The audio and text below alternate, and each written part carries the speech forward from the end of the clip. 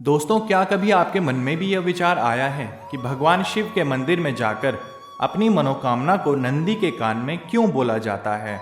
अगर आपको नहीं पता तो इस वीडियो के अंत तक जरूर बने रहिए, जिसमें आज हम आपको बताएंगे कि भगवान शिव के मंदिर में लोग अपनी मनोकामना को नंदी के कानों में क्यों बोलते हैं। तो करते हैं वीडियो की शुरुआत।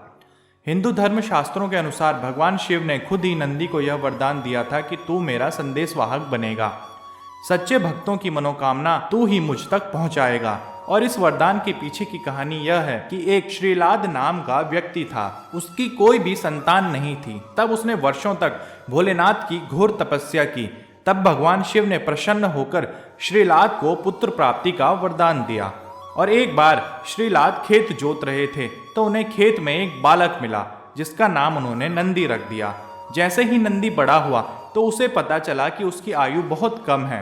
तब वह भगवान शिव की कठोर तपस्या करके भोलेनाथ को प्रसन्न करने में लग गया। उसकी कठोर तपस्या से भोलेनाथ ने प्रसन्न होकर नंदी को दर्शन दिए और वरदान दिया कि मैं तुम्हारी भक्ति भावना से बहुत प्रसन्न हूँ, इसलिए मैं तुम्हें अमरता का वरदान देता हूँ। तुम्हारी भक्ति ही आने वाले युगों में तुम्हारी पहचान बनेगी। इसके बाद नंदी कैलाश में रहकर ही भोलेनाथ की सेवा करने लग गया और सेवा करते करते भगवान भोलेनाथ का अति प्रिय भी बन गया। अब कोई भी भगवान से मिलने जाता तो पहले नंदी से पूछना पड़ता था, परंतु एक दिन श्रीलाद कैलाश पर आए और भोलेनाथ से बोले, मैंने तो आपसे पुत्र प्राप्ति का वरदान मांगा था, क्योंकि मेरे पास पुत्र नहीं था, मगर आपने मुझे एक पुत्र दिया, वह भी आपकी ही सेवा में लगा हुआ है। मुझे तो यह महसूस भी नहीं हुआ कि मेरा कोई पुत्र भी है। यह बात सुनकर भोलेनाथ ने नंदी से कहा कि तुम अपने घर जाओ और अपने पिता के साथ रहो। ऐसा करने का नंदी का मन तो नहीं था, परंतु भोलेनाथ के कहने पर वह चला गया।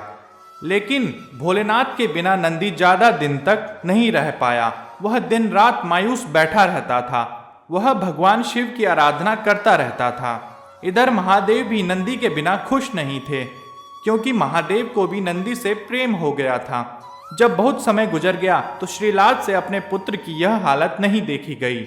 वह अपने पुत्र को लेकर कैलाश गए। भगवान भोलेनाथ से कहा कि प्रभु, यह आपके बिना नहीं रह सकता, इसलिए इसको आप अपने साथ ही रख लीजिए।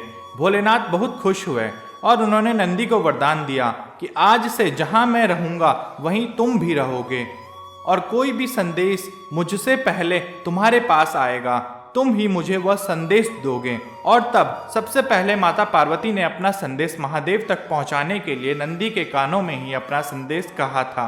तो दोस्तों, यही कारण है कि महादेव के मंदिर में कोई भी भक्त जाता है तो वह अपनी मनोकामना को नंदी के कानों पर कहकर जरूर आता है, और सच्चे भक्तों की मनोकामना पूर्ण भी होती है। तो दोस्तों, आपको आज की जानकारी कैसे लगी हमें कमेंट करके जरूर बताएं और सब्सक्राइब करें हमारा चैनल इन्वेंट ऑफ डिवाइन।